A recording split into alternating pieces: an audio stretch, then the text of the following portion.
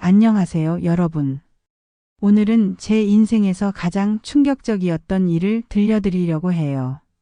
10년간 시아버지를 극진히 모셨는데 친자식들은 돈 될 때만 연락하고 무관심했거든요. 그런데 시아버지가 돌아가신 후 유언장을 열어보니 정말 예상치 못한 일이 벌어졌어요. 혈연보다 진심이 더 소중하다는 걸 깨달은 이야기 끝까지 들어보세요. 10년 전으로 돌아가 볼게요.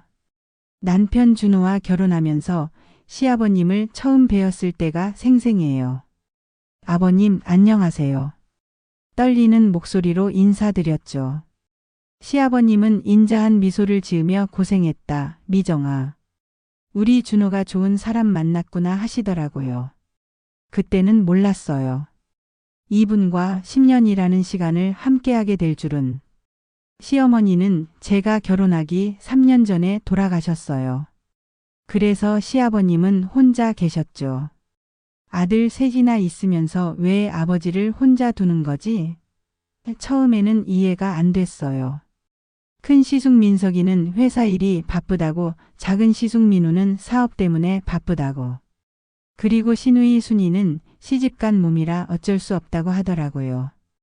결국 막내 며느리인 제가 시아버님을 돌보게 됐어요. 처음에는 부담스럽기도 했지만 시아버님의 외로운 모습을 보니 마음이 아팠어요. 매주 토요일마다 시아버님 댁에 갔어요. 청소하고 빨래하고 냉장고 정리하고. 미정아, 고맙다. 너 때문에 집이 이렇게 깨끗해졌네. 시아버님이 고마워하시는 모습을 보면 뿌듯했어요. 주말마다 함께 장을 보러 가기도 했어요. 뭐 드시고 싶은 거 있으세요? 제가 물으면 너무 신경 쓰지 마라. 그냥 함께 있는 것만으로도 좋다 하시더라고요. 그런 시아버님의 말씀이 마음에 와닿았어요. 정말 외로우셨구나 싶었죠. 한 달에 한 번씩 가족 모임이 있었는데 친자식들의 태도는 정말 실망스러웠어요. 모임에 와서도 스마트폰만 보고 시아버님과 대화는 거의 하지 않았어요. 요즘 어떻게 지내시는지 시아버님이 말을 꺼내시면 네, 좋습니다. 대충 대답하고 다시 핸드폰 보기 바빴죠. 반면에 돈 이야기만 나오면 갑자기 관심을 보였어요. 아버지, 혹시 투자할 만한 데 없을까요? 민석이가 자주 물어봤어요. 사업 자금이 좀 부족해서. 민우도 마찬가지였고요. 그럴 때마다 시아버님의 표정이 어두워지는 걸 봤어요. 마음이 아프셨을 거예요. 결혼한 지 2년 정도 됐을 때였어요. 새벽 3시에 시아버님께서 전화를 주셨어요. 미정아. 가슴이 너무 아파서. 힘없는 목소리였어요. 바로 달려가서 응급실로 모셨죠. 다행히 큰 병은 아니었지만 그날 밤을 병원에서 보냈어요. 친자식들에게 연락했지만 내일 아침에 갈게요. 지금은 좀 어려워요. 이런 식이었어요. 결국 저 혼자서 밤을 새웠죠. 시아버님이 제 손을 꽉 잡고 고맙다, 미정아 하시던 모습이 잊혀지지 않아요. 그 사건 이후로 시아버님의 건강검진을 제가 챙기게 됐어요. 6개월마다 종합검진, 3개월마다 정기검진. 모두 제가 함께 갔어요. 아버님, 오늘은 어떤 검사 받으실 예정이에요? 병원 접수부터 결과 확인까지 모든 걸 함께 했죠. 검사 결과가 나쁠 때는 시아버님보다 제가 더 걱정했어요. 당뇨 수치가 좀 높으시네요. 식단 관리를 해드려야겠어요. 그때부터 당뇨 환자용 식단을 공부해서 직접 요리해드리기 시작했어요. 매주 일요일마다 시아버님 댁에 가서 일주일치 밑반찬을 만들어 드렸어요. 당뇨에 좋은 나물, 저염 음식, 혈당 관리에 도움되는 요리들. 미정아, 너 때문에 내가 건강해지는 것 같다. 시아버님이 좋아하셨어요. 맛도 좋고 몸에도 좋고. 정말 고마워. 반찬통을 가득 채워드리면서 부족하면 언제든 연락 주세요 했어요. 그럴 때마다 시아버님은 이렇게까지 해도 되나 싶어서 하시면서도 기뻐하셨죠. 가족 모임에서 제가 이런 얘기를 하면 친자식들은 항상 변명만 했어요. 저희도 하고 싶지만 여건이. 민석이가 말했어요. 미정이가 워낙 잘해주시니까. 민우도 핑계를 댔고요. 시집간 딸이라 자주 못 와서 죄송해요. 순이도 마찬가지였어요. 하지만 정작 필요할 때는 연락도 잘 안 받았어요. 시아버님이 감기 몸살로 고생하실 때도 혈압약이 떨어졌을 때도 항상 제가 챙겼어요. 그렇게 시간이 흐르면서 시아버님과 저 사이에는 특별한 유대감이 생겼어요. 미정아, 너는 정말 내 딸 같다. 종종 이렇게 말씀하셨어요. 제가 아버님을 친아버지처럼 모시는 마음이에요. 제 대답이었죠. 실제로 친아버지보다 더 자주 뵙고 더 많은 시간을 함께 보냈어요. 시아버님의 취미, 좋아하는 음식, 건강 상태. 모든 걸 제가 가장 잘 알고 있었거든요. 결혼 5년 차에 시아버님의 건강이 급격히 나빠지기 시작했어요. 당뇨 합병증으로 인한 신장 기능 저하, 그리고 고혈압까지. 아버님, 이제 더 세심하게 관리해드려야 할 것 같아요. 혈당 측정기 사용법을 익히고 인슐린 주사까지 배웠어요. 매일 아침 저녁으로 전화드려서 건강 상태를 확인했어요. 오늘 혈당은 어떠세요? 약은 드셨어요? 어느 날 시아버님이 쓰러지셨어요. 신장 기능이 심각하게 악화돼서 응급수술을 받으셔야 했어요. 수술 동의서에 사인하고 밤새 수술실 앞에서 기다렸어요. 물론 저 혼자였죠. 친자식들에게 연락했지만 출장 중이라서 중요한 회의가 있어서. 결국 수술이 끝날 때까지 저 혼자 기다렸어요. 수술 후 3주간 입원하시는 동안 매일 병원에 갔어요. 아침에 출근 전에 들러서 상태 확인하고 점심시간에 또 가고 퇴근 후에도. 미정아, 너무 고생한다. 집에 가서 쉬어라. 시아버님이 걱정해 주셨어요. 괜찮아요. 아버님이 빨리 나으시는 게 더 중요해요. 퇴원 후에는 더 힘들었어요. 집에서 간병을 해야 했거든요.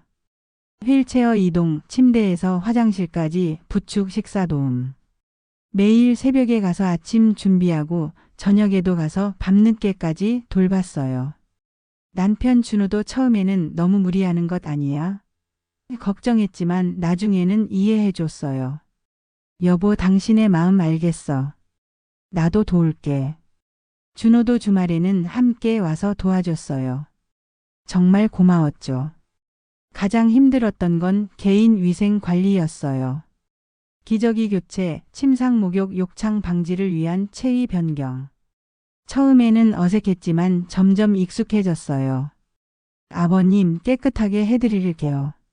마치 친아버지를 돌보는 마음으로 했어요. 시아버님도 처음에는 미안해 하셨어요. 미정아, 이런 걸 너한테. 아버님, 괜찮아요. 가족이잖아요. 가끔씩 친자식들이 문병을 왔어요. 하지만 정말 형식적이었죠. 30분 정도 앉아 있다가 다음에 또 올게요 하고 가버렸어요. 실제로는 한 달에 한 번도 오지 않았어요. 형님들 요즘 바쁘신가 봐요. 제가 말하면. 그러게 바쁜 게 죄는 아니지만. 시아버님도 아쉬워하셨어요.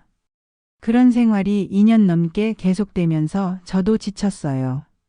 친구들과 만날 시간도 없고 취미 생활도 포기해야 했어요. 이렇게 사는 게 맞나?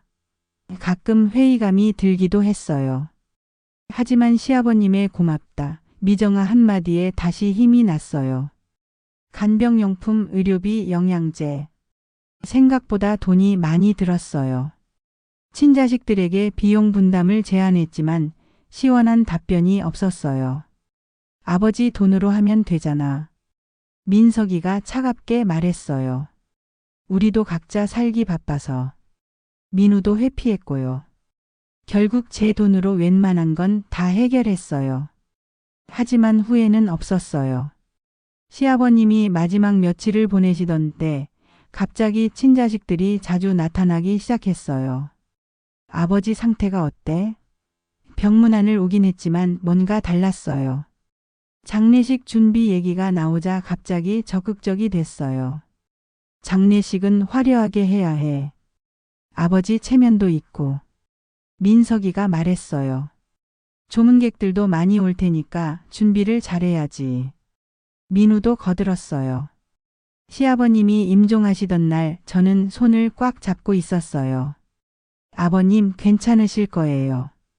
조금만 더 힘내세요. 친자식들은 복도에서 장례식장 예약하느라 바빴어요. 결국 시아버님은 제 손을 잡고 조용히 눈을 감으셨어요.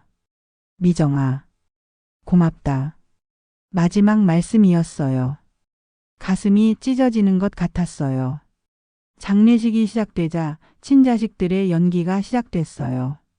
저희 아버지를 이렇게 많이 찾아주셔서. 민석이가 조문객들에게 인사했어요. 아버지 생전에 저희가 얼마나 정성을 다했는지. 거짓말을 서슴없이 했어요. 저는 옆에서 듣고 있기가 괴로웠어요. 언제 정성을 다했다는 거죠? 하지만 조문객들은 진실을 알고 있었어요. 미정 씨가 정말 고생 많이 했어요. 시아버님의 오랜 친구분이 말했어요. 병원에서 볼 때마다 항상 미정 씨만 있더라고요. 다른 분도 증언했어요. 그런 말들을 들으니 친자식들의 표정이 어색해졌어요. 아, 네. 미정이가 많이 도와줬죠. 민석이가 어색하게 웃었어요. 며칠 후 장례식 마지막 날 더 어이없는 일이 벌어졌어요.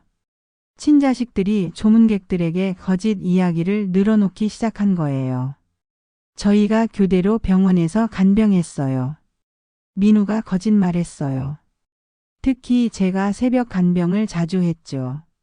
민석이도 가담했어요. 저는 더 이상 참을 수 없었어요. 형님, 그건 사실이 아니잖아요.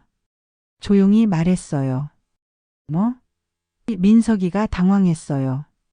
밤새 간병한 건 저예요. 형님들은 한 번도. 야, 지금 뭐 하는 거야? 민우가 제 말을 끊었어요. 하지만 조문객들은 이미 진실을 알고 있었어요. 맞아요. 미정 씨 혼자 고생했어요. 여러분들이 증언해 주셨어요. 병원에서 한 번도 자식들 본 적 없어요. 친자식들의 얼굴이 빨개졌어요. 거짓말이 들통난 거죠. 장례식이 끝나자마자 친자식들의 관심사는 하나였어요. 아버지 통장은 어디 있지? 민석이가 물었어요. 보험금 처리는 어떻게 하지? 민우도 계산기를 두드렸어요. 저는 한편으로는 화가 나고 한편으로는 슬펐어요. 아버님이 돌아가신 지 하루도 안 됐는데 벌써 돈 얘기만. 며칠 후 재산 목록을 정리해보니 생각보다 많았어요. 집 한 채, 예금 몇 억, 보험금까지. 꽤 큰 규모였어요. 우리 아버지가 이렇게 많이 가지고 계셨구나. 순이가 놀랐어요.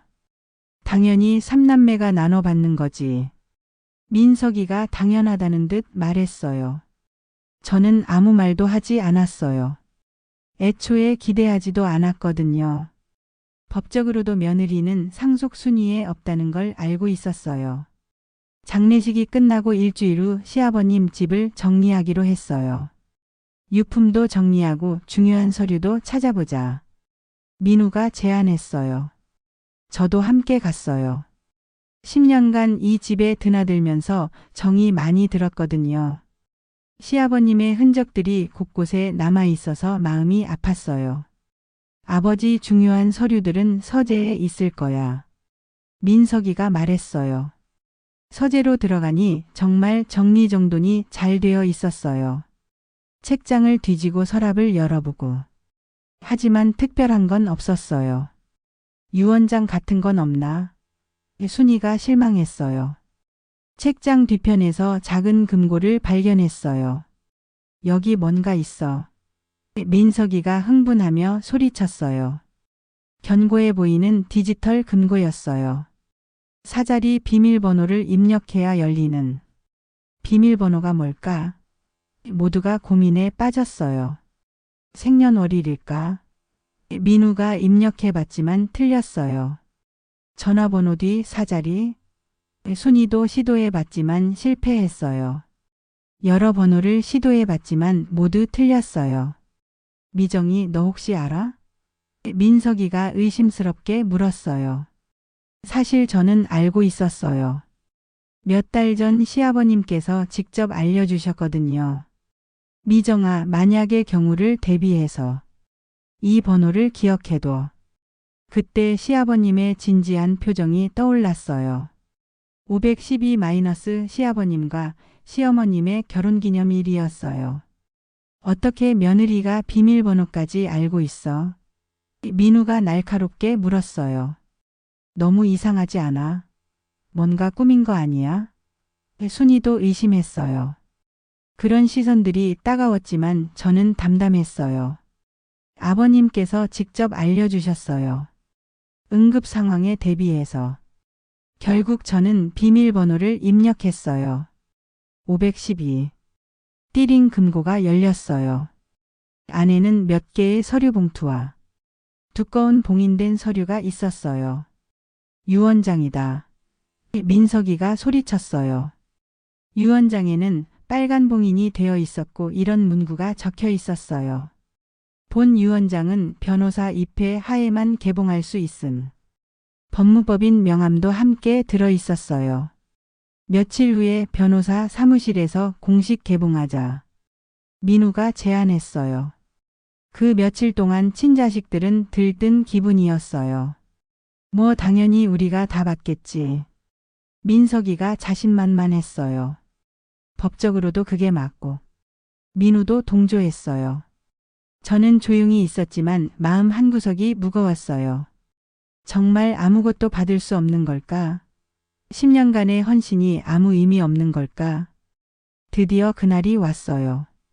변호사 사무실에 온 가족이 모였어요. 민석이, 민우, 순이, 그리고 저와 남편 준호까지. 긴장감이 감돌았어요. 모두들 숨을 죽이고 있었죠. 자, 그럼 유언장을 개봉하겠습니다. 변호사가 말했어요. 심장이 빨리 뛰었어요. 무슨 내용일까? 변호사가 유언장을 펼치고 천천히 읽기 시작했어요. 나 김동수는 정신이 온전한 상태에서 이 유언장을 작성한다. 형식적인 문구가 이어졌어요. 나의 모든 재산은. 잠깐의 정적이 흘렀어요. 며느리 박미정에게 상속한다. 순간 시간이 멈춘 것 같았어요. 무슨 말인지 이해가 안 됐어요. 뭐라고? 민석이가 소리쳤어요. 이게 무슨 말이야? 가짜 아니야. 민우도 흥분했어요. 저는 아무 말도 할 수 없었어요. 너무 충격적이었거든요. 변호사가 계속 읽었어요. 10년간 나를 친아버지처럼 모시고 한 번도 원망하지 않으며 헌신한 미정이에게 모든 재산을 물려준다. 그 순간 눈물이 왈칵 쏟아졌어요. 시아버님이 그렇게 생각하고 계셨다니. 혈연보다 진심이 더 소중하다는 것을 깨달았다. 내 친자식들은 돈이 있을 때만 연락이 왔지만 미정이는 아무것도 바라지 않고 나를 돌봐주었다. 이건 법적으로 무효야. 민우가 소리쳤어요. 친자식을 제치고 며느리에게. 말이 안 돼. 민석이도 화를 냈어요. 아버지가 정신이 온전하지 못하셨던 거야. 순이까지 가담했어요. 하지만 변호사는 차분히 설명했어요. 유언장이 법적으로 완벽합니다. 유언자의 의지가 명확하고 모든 절차가 정당합니다. 증인도 있고 공증도 받았으며 정신감정서도 첨부되어 있습니다. 모든 법적 요건을 갖춘 완벽한 유언장이었어요. 변호사가 계속해서 읽었어요. 미정아, 이 편지를 읽고 있다면 내가 세상을 떠났다는 뜻이겠지. 너무 놀라지 마라. 시아버님의 직접적인 메시지가 시작됐어요. 10년간 너의 헌신을 지켜봤다. 아프면 밤새 간병하고 맛있는 음식 해주고 외로울 때 말동무가 되어주고. 친딸도 이렇게 못한다. 눈물이 멈추지 않았어요. 내 친자식들에게도 할 말이 있다. 돈이 필요할 때만 연락하고 아플 때는 오지도 않고.